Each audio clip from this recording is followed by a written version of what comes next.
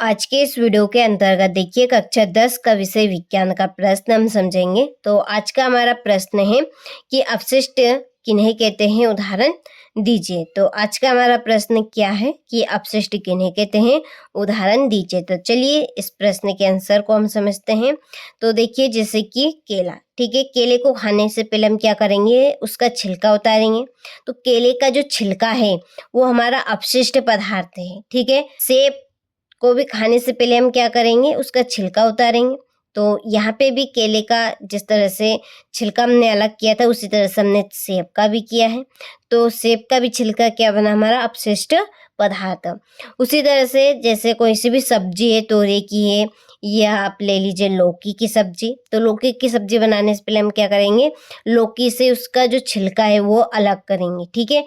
तो लौकी का जो छिलका है वो क्या है, हमारा अपशिष्ट पदार्थ है, ठीक है। तो आपको अपशिष्ट पदार्थ समझ में आया होगा कि जो अवांछित पदार्थ होते हैं वो क्या है, आपके अपशिष्ट पदार्थ है। जैसे कि हमने समझा केले का छिलका, सेब का छिलका, लौकी का छिलका, ठीक है। और रसोई से निकलने वाला जो भी कचरा है वो क्या है, आपका पूरा अपशिष्ट पदार्थ है। जैसे कि गंदा पानी हो गया, ठीक है, आलू मटर टमाटर ये इनके सबके छिलके जो निकलते हैं रसोई से वो सब क्या है, आपके एक अपशिष्ट पदार्थ है, ठीक है। तो चलिए इसकी परिभाषा अब हम समझ लेते हैं। तो देखिए इस तरह से आप हेडिंग डालेगा अपशिष्ट।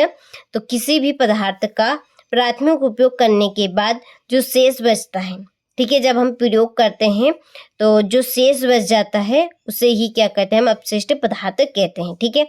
या आपको ऐसा भी पदार्थ है, जैसे आप सेब खा रहे हैं, ठीक है, आधा सेब आपका अच्छा है और आधा सेब आपका खराब है, ठीक है। तो जो आधा सेब था वो तो हमने खा लिया, जो खराब था वो शेष आपका बच गए, तो वो क्या है, आपका अपशिष्ट पदार्थ है, ठीक है। जो खराब वस्तु है वो क्या आपका अपशिष्ट पदार्थ है, ठीक है। और इसे अवांछित पदार्थ भी कहते हैं। अपशिष्ट पदार्थ को अवांछित पदार्थ भी कहते हैं। ये नाम भी आप जरूर याद रखिएगा, ठीक है। यदि अपशिष्ट की जगह पे आपसे पूछ लिया जाए अवांछित पदार्थ किसे कहते हैं, तो भी आपको यही परिभाषा लिखनी है कि किसी भी पदार्थ का प्राथमिक उपयोग करने के बाद जो शेष बचता है उसे अपशिष्ट पदार्थ कहते हैं, ठीक है। और इसे अवांछित पदार्थ भी कहते हैं। जैसे उदाहरण में आप लिखिएगा घरेलू कचरा, जल अपशिष्ट, ठीक है। जो गंदा पानी होता है वो भी आपका अपशिष्ट पदार्थ बन गया, क्योंकि हम उसको उपयोग ही नहीं कर सकते हैं गंदे पानी को, ठीक है। या रसोई से निकलने वाला जो गंदा पानी होता है साग सब्जी का, ठीक है, उसको हम पी सकते हैं क्या, नहीं पी सकते हैं ना। तो वो ही क्या आपका अपशिष्ट पदार्थ है, ठीक है। तो आपको ये प्रश्न अच्छे समझ में आया होगा। तो अपशिष्ट पदार्थ की जो परिभाषा है वो काफी सरल और सिंपल है, ठीक है। चलिए एक बार और हम दोहरा लेते ताकि आपको और अच्छे से यही पर याद हो जाए, ठीक है।